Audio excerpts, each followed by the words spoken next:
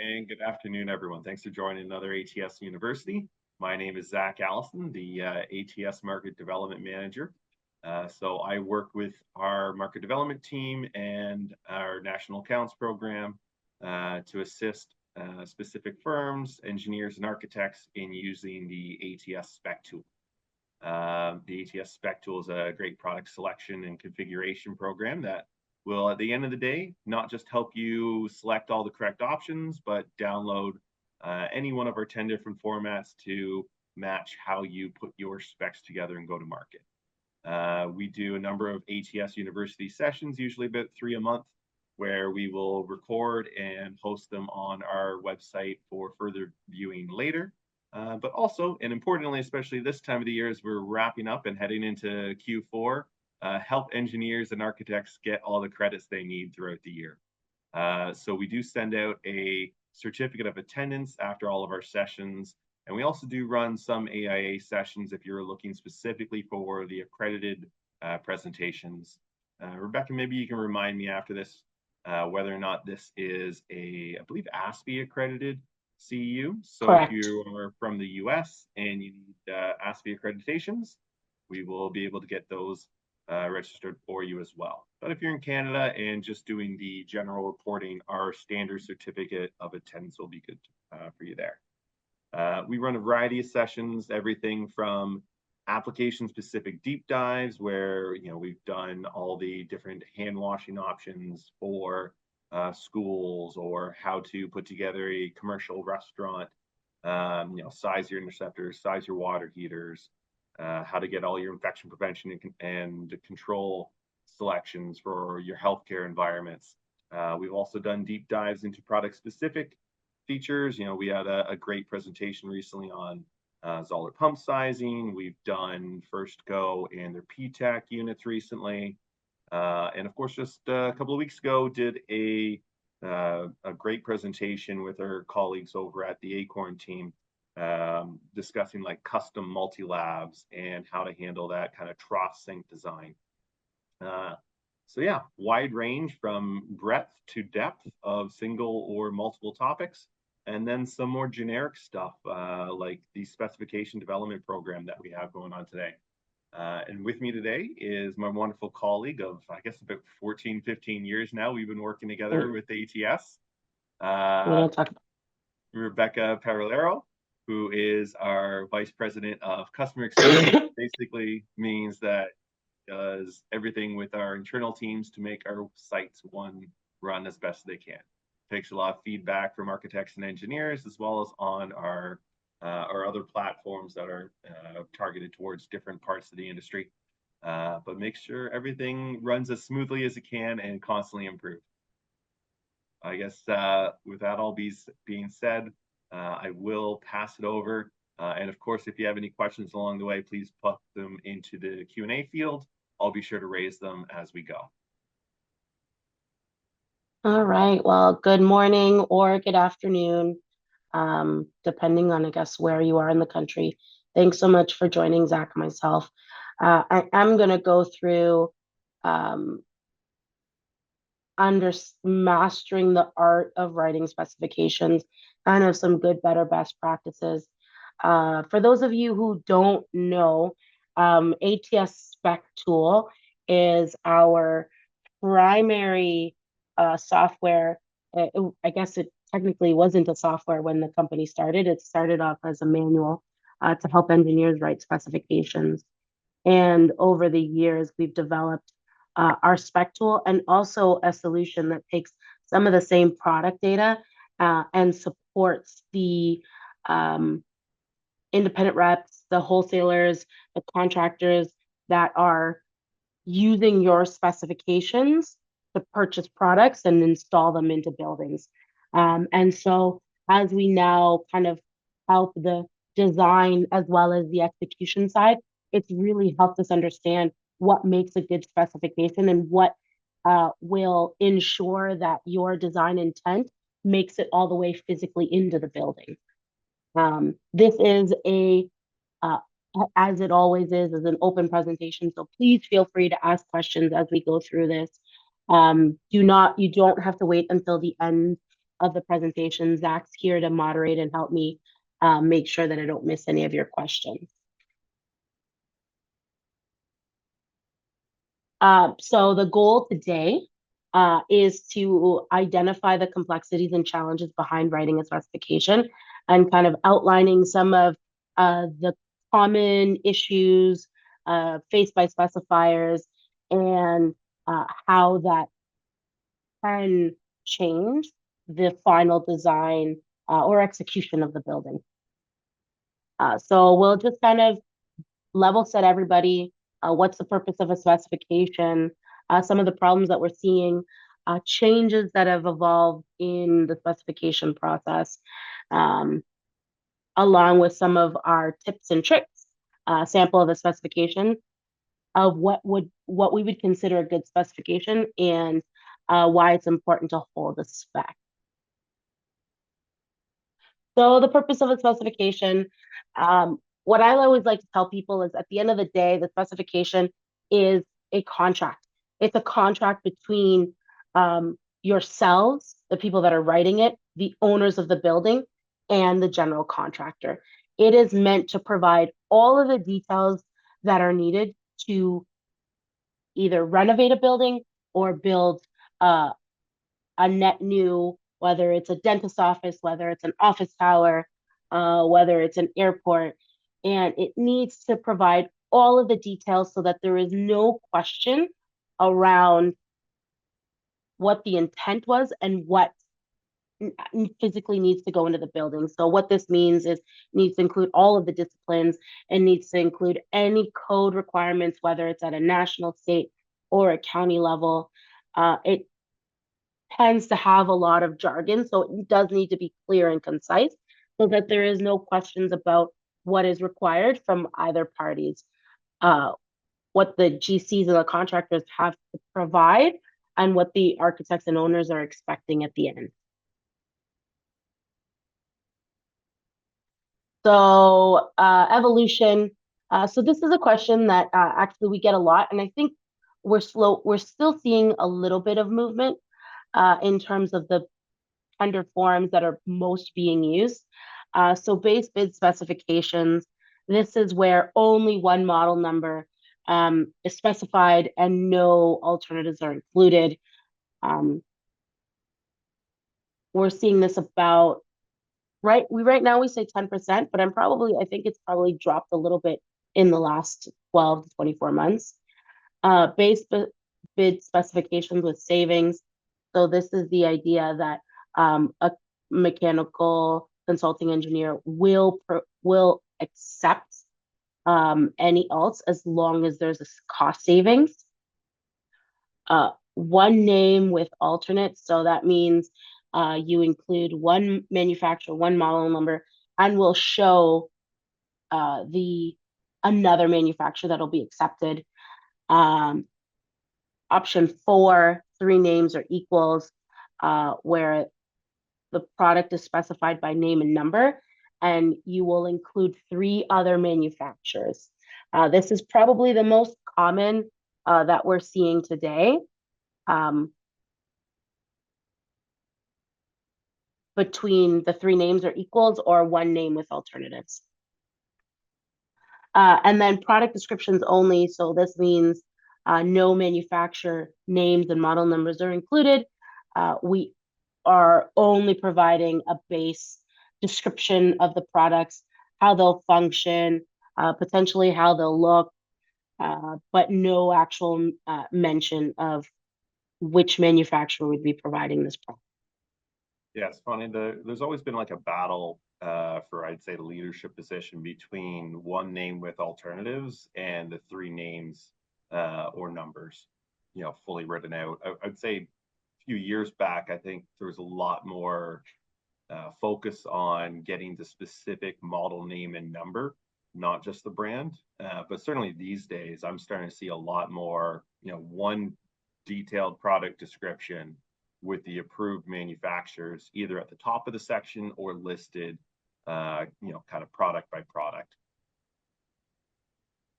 One of the other formats that I'm starting to see a lot of is really more the the product description or approved, call it approved manufacturers list. And then on the drawings, they refer to the drawings with a detailed spec package on it. That's been a growing format as well. That's not really included here.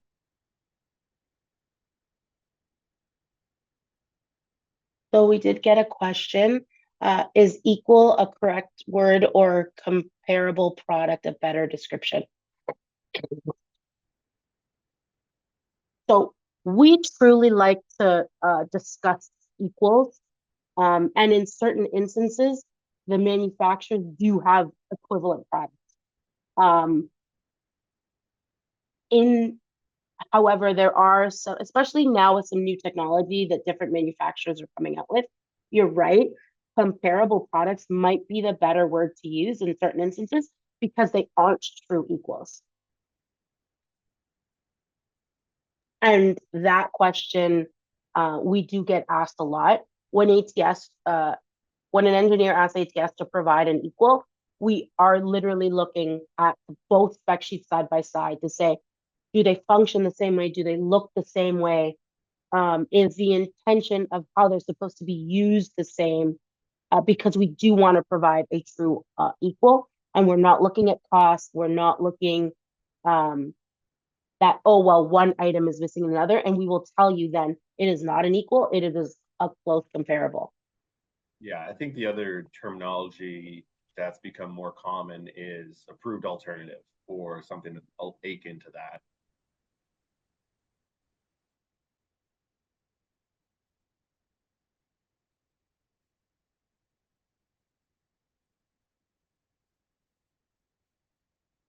All right, so what are we finding with specifications today?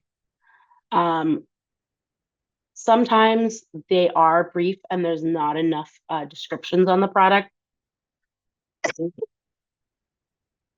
There's sometimes a lot of abbreviations, especially on the smaller projects. Some of the language on the specifications are a little too open to interpretation.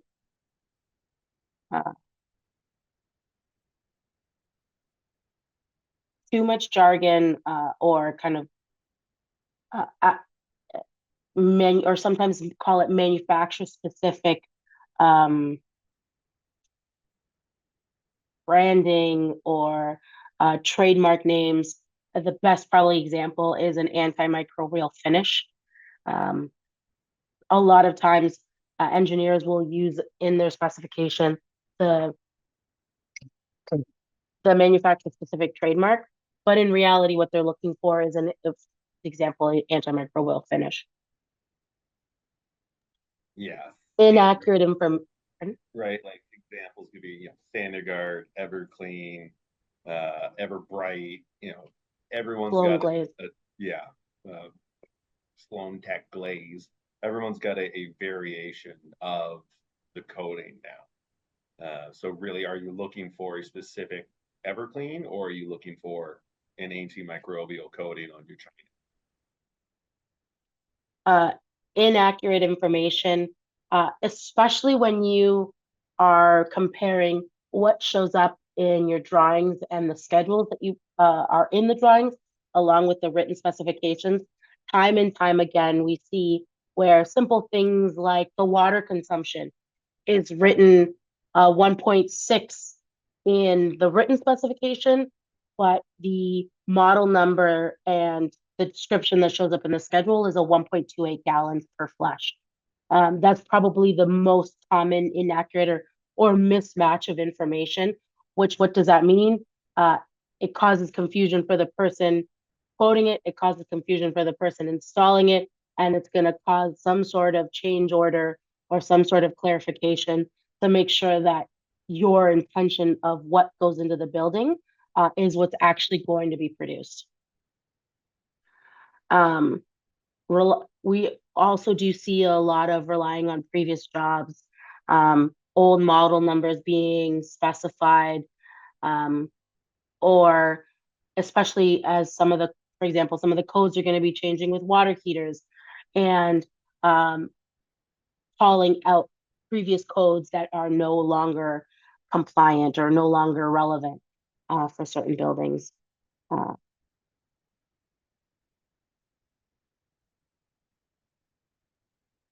So that also goes along with office libraries not up to date, or where however you store your information, whether it's a digital library or whether if you still have a physical library in your building. Yeah, there was recently someone who's, their firm's going back to the office and they were reviewing the manuals, and there was an old manual from like 2010. They sent me like a picture and picture of the manual that they were looking at, and every product included in the package was out of date. Yeah, something like that. So now if we go into the evolution of the spec process, we're going to start to the days before Zach and I were alive. But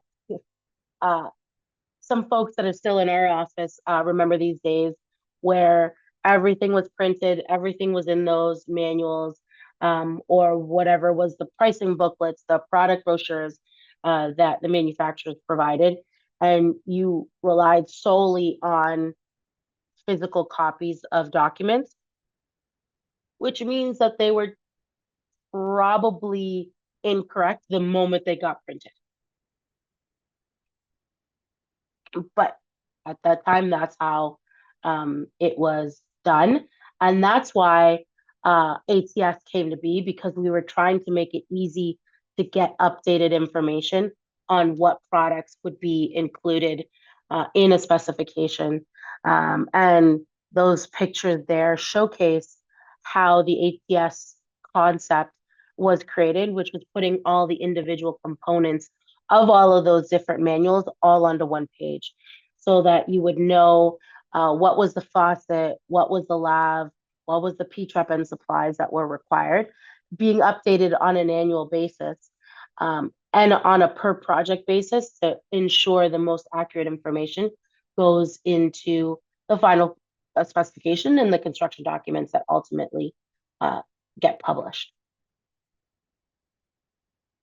Um, in the late 80s, once things started to become more digital, we were seeing now digital copies of the catalog from different manufacturers, which would just mean that the information could be updated a little bit more frequently, even though it was still probably at this time done on an annual basis, because there was still the work of distributing this information, which is why it was, while digital, still had the challenge of getting the information into people's hands.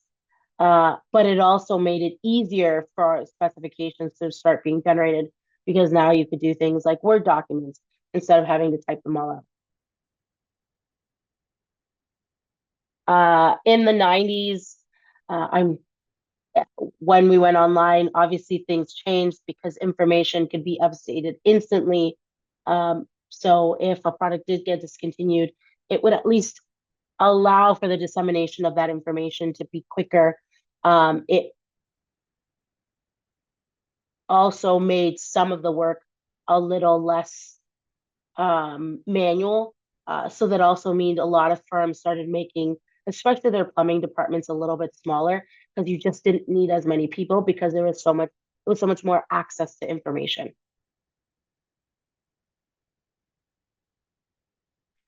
And then, of course, in the late 90s, you also started seeing CAD, so the 2D version of laying out buildings, and then in the 2000s, the 3D versions of doing it, so that you would have 3D models of a building that would help lay it out, help understand what components were going to be going together, and started to make the communication um, and collaboration between contractors, architects, engineers, and manufacturers a little bit easier with using these 3D models.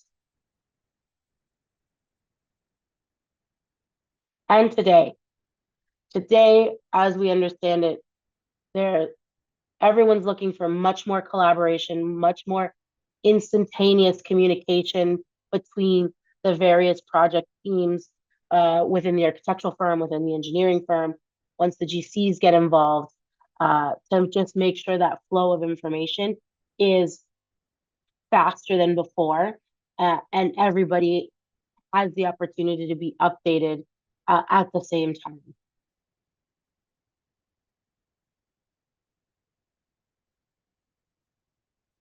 So with that being said, with the increase in communication, um, there are things that can be done uh,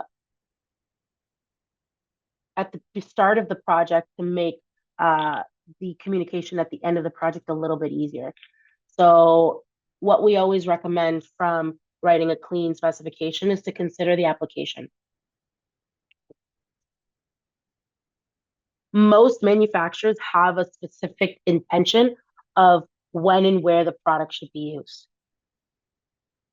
Um, Using that intention can help with the longevity of the project. It can help with the staying within budget of the project. Um, and especially if your building has special use cases. So the best examples is around schools or any kind of public building where vandal resistance, uh, and even if it's not um, just a lot of external usage, um, where it's going to be used consistently 24/7, that makes a change in what you should be considering in your specification. Or if it's a healthcare application and infection control is a concern, application is probably one of the items that we at ATS want always try and keep at the forefront because it just makes for a better project in the long run. Considering structure, so ensuring that every single component that needs to be installed is considered in your specification.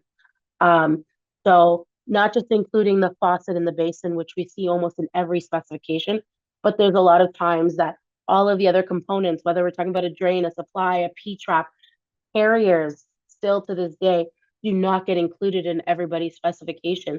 So while it says a wall hung basin, a lot of times there's no mention of the carrier either in the written specification or in the schedule, and it's left to other people to determine what should be installed in that instance.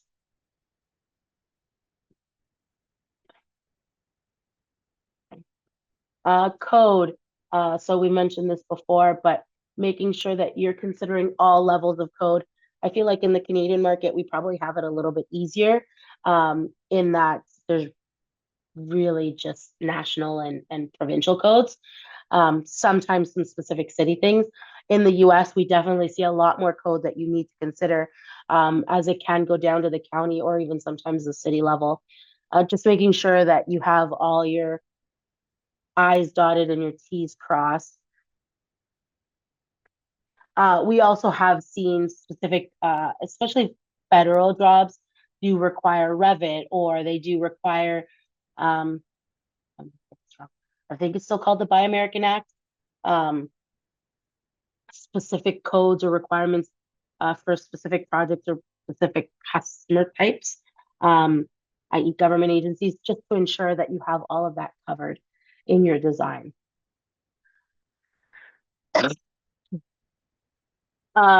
We also do see, we talked a lot about jargon. In the written specifications, there are instances where we see written specifications are very drawn out, and sometimes the intent can be lost. So being very precise, very clear on what you are looking for can sometimes be easier in a more condensed or precise way. And very detailed. So example here is sometimes the written specifications are very generic. So in this instance, a tank type floor mounted vitreous china gravity toilet with a 1.6 flush valve or 1.6 gallons per flush could be multiple different options. And so if you are going to especially provide a specification where you're not going to include a manufacturer or a model number, you really want to provide more details. Like, is it going to be a round front? Do you need to be concerned with a locked tank? Because there's so many products that can fall into something that is not detailed enough. So how we would recommend it is to give some details on the size of the toilet itself, rough ins, if where the outlet is, it is a back outlet, is it a floor outlet? And of course, ideally, we always recommend a manufacturer model number, um, name and model number. If you are going to include alternatives,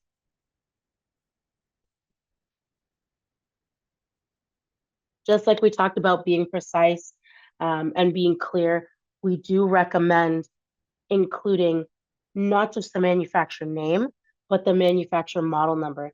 Because to the question before about should you say the word equivalent or comparable product, by just including the manufacturer's name, you are opening the opportunity for a comparable product and not an equal.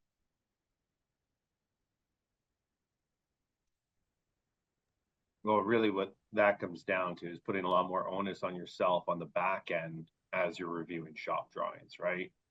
You know what you specified, and if you're not going to spend the time on shop drawings, then you can save your time on shop drawings by listing out the approved model names and numbers uh, ahead of time during the spec.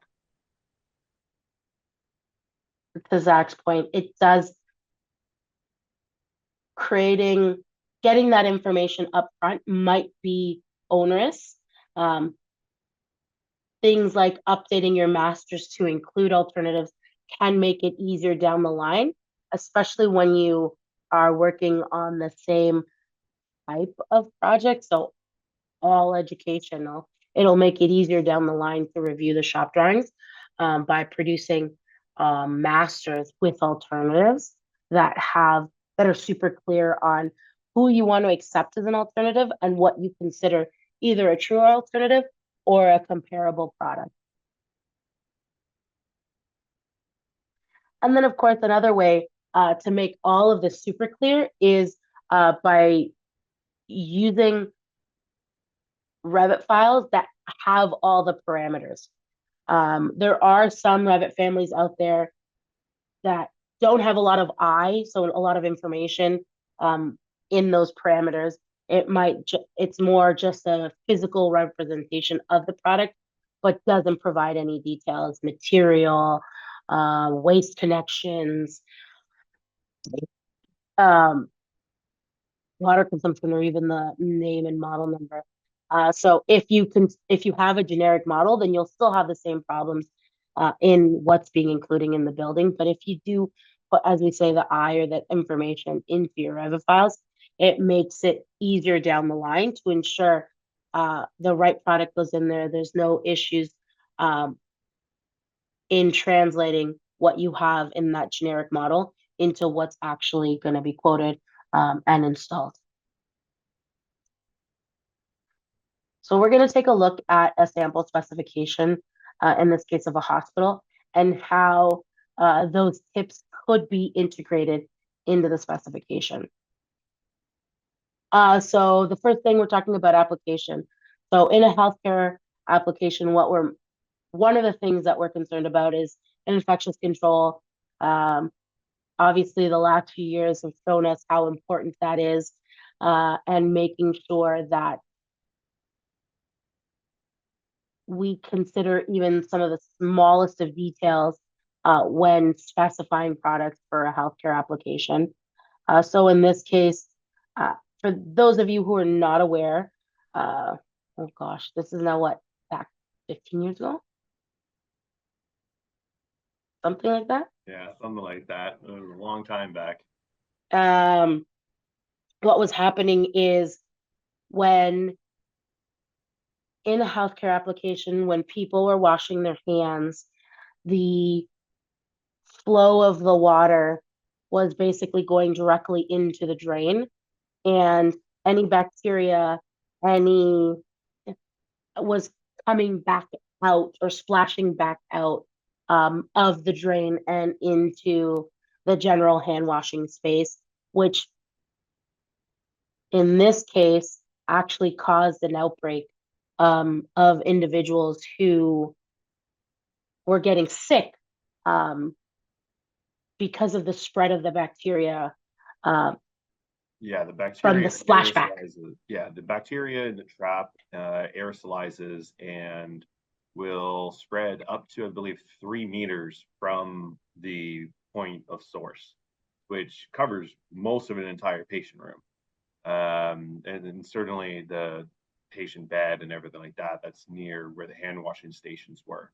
I think it led to 19 deaths due to hospital acquired infections, and HAI, as we've done in a couple of different presentations for US and Canada, is still one of the leading causes of concern in, one of the leading charges for hospitals across the US.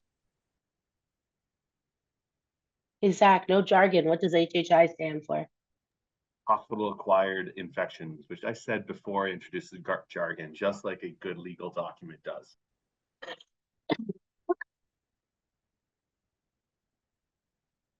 So, what would we recommend? Because of the application, we'd recommend a lavatory with a sealed overflow, some sort of splash guard, um, a, a faucet and lav that do not align the flow of the faucet directly into the drain, an antimicrobial finish.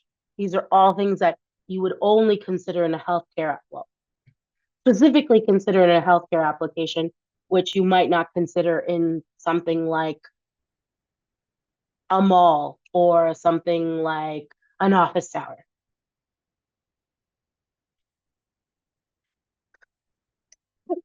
With that being said, we talk about being precise, so ensuring that all of the components are included in the specification. So the faucet, the P-trap, the supply, the carrier if required.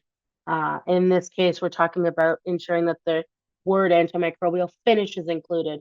So while we do have the manufacturer specific version, but we're still calling out the fact that an antimicrobial surface is required so that if alternatives are being searched, that is the piece that is not missed when the equal is being considered.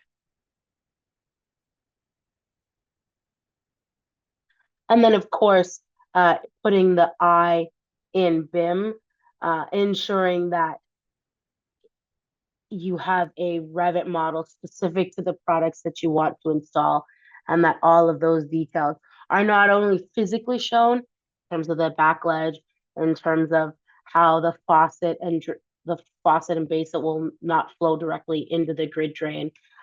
It's physically seen in the model. It's described in the model number, and that way that intention or the reason that you're putting this for this specific application can flow through into what actually gets installed. Yeah, this is a great example where a generic wall hung lav placeholder file could really lead to confusion and issues in the design. There's a dimensional difference, projection difference from the wall, which is really going to impact your space planning. There's a significant cost difference from this to a generic basin. And just having a placeholder file could really affect your design. And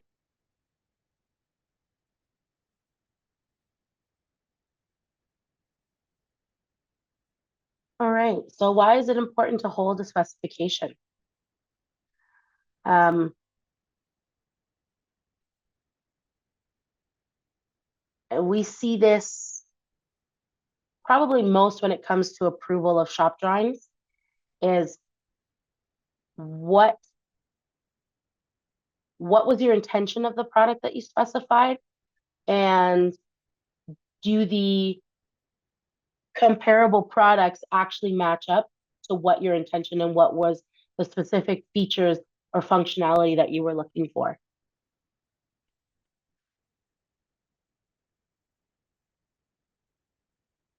We have seen instances where when an alternative is being approved, there is some sort of feature function that the engineer was considering when they specified that one specific product. And when the product gets installed, because a different product was installed, there was some sort of challenge after the installation. And at the end of the day, it is your design. You are the engineer of record, and everyone will come back to you as the engineer to say this did not work. Also, remember, this is a legal document. You and the owner and the architect have already approved all these products. And going back to something different, there has to at least be a reason as to why a new product was introduced out of what was originally designed. Yeah, we can use the example of something as simple as a floor drain, right? If you have a spec for, your basic FD1 is a 1/2 inch thick strainer for, say, the back of house of a grocery store. And all day they've got those pull trucks going over it. You accept alternative for a basic strainer as an equivalent, and that strainer is really only a reinforced 1/2 inch thick, not a 1/2 inch thick all the way across. That's easy to miss in shop drawing review if you're not familiar with the details. And your contractor may just say, oh, look how cheap this one is, or may not even acknowledge the price savings that they're getting. Then all of a sudden goes into the project and they're rolling those pull trucks over it. The strainer's not going to last more than a month or two, and you'll be replacing those ever since. So easy thing to overlook, easy thing to get right ahead of time if you do your research on making sure the approved model names and numbers, or catch during shop drawing review. But a good example of something that's easy to overlook. And if you are, if this is your first ATS University, you can click up on that top banner here to access any of our previously recorded sessions. I know there's a lot of great content there. We just added a new employee to my team, and they have been living on the ATS recorded webinars site for most of the last week, learning all sorts of different products. If you would like to have any of these seminars specific for you and your team, please feel free to reach out to me, zach@atsspec.com. Either I will set up a lunch and learn, or one of our team will, and we'll be sure to provide lunch and learn for you, whether in person or virtual, and lend a hand there. And I guess without any further ado, we'll give you some time back to enjoy your lunch hour. Thank you for spending the time with us today. Great presentation as always, Rebecca. And we will see you next week. Bye for now, all. Thanks, everyone.